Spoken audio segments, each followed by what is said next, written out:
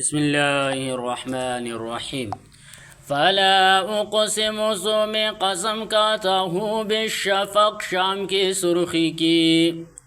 قسم سے پہلے لا کا مطلب منکرین کی بات کی نفی کی ہے۔ الشفق سورج غروب ہونے کے بعد آسمان کے کنارے کی سرخی جو عشاء تک رہتی ہے۔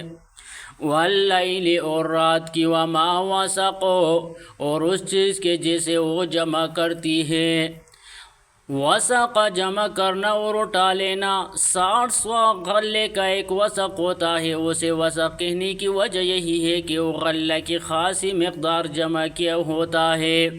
وما وسق کے عموم میں تمام آدمی اور جانور آ جاتے ہیں، کیونکہ وہ سب دن بھر چلنے پھرنے کے بعد رات کو آرام کے لیے اپنے اپنے ٹھکانے پر جمع ہو جاتے ہیں۔ والقمر اور چاند کی اذا اتسق جب مکمل ہو جائے۔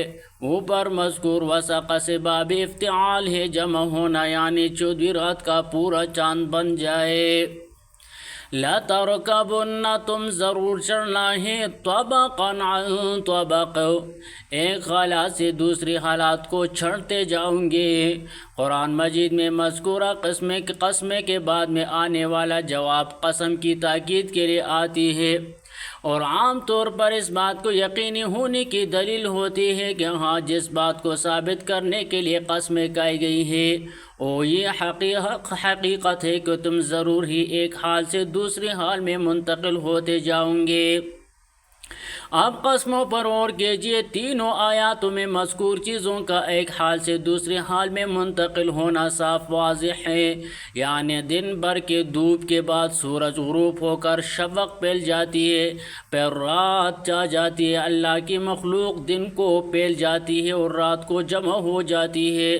اسی طرح چاند پہلی رات خنجر نما شکل میں ہوتا ہے، پھر بدلتے بدلتے کامل بن جاتا ہے، پھر دوبارہ گھٹنے لگتا ہے۔ یہ سب کچھ اس بات کی دلیل ہے کہ تم ایک حالات پر دائم نہیں ہوئے، بلکہ ان اشیاء کی طرح تمہارا ایک حال سے دوسرے حال میں منتقل ہوتے چلے جانا بھی یقینی ہے۔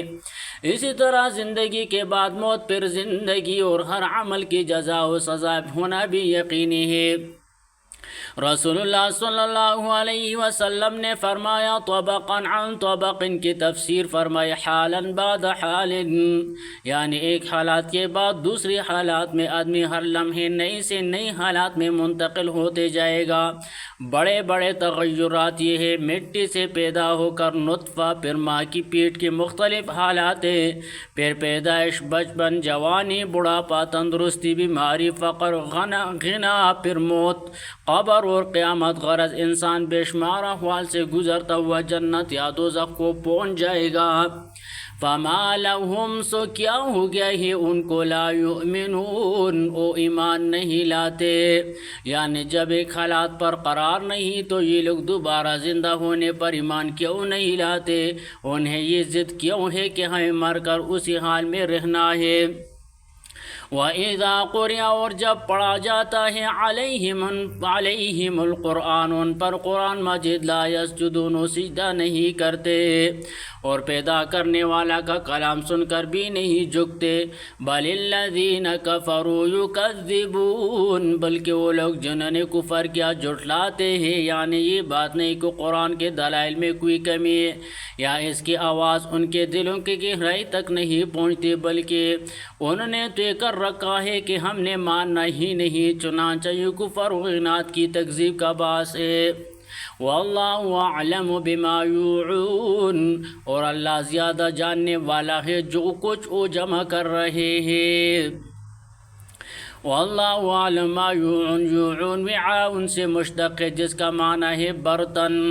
اوعی المال، اس نے مال جمع کیا، ہاں مراد یہ ہے کہ جو اعمال و آخرت کے لیے جمع کر رہے، زمانے جھٹلانے کے ساتھ ساتھ انہوں نے دلوں میں جو کفر و عناد جمع کر رکھا ہے، اور آپ کے خلاف جو سازشیں انہوں نے تیار کر رکھی ہے، وہ اللہ کو ان سے بھی زیادہ معلوم ہے۔ فبشرہم بعذاب علیم، پس انہیں ایک دردناک عذاب کی خوشخبری دے دے۔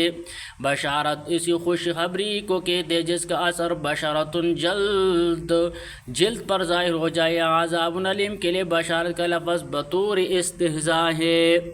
الا الذین آمنوا وعملوا الصالحات، مگر جو لوگ ایمان لائے اور نیک عمل کیا کرتے رہے، لہم ان کے لیے اجر غیر ممنون، اجر نہ ختم ہونے والا.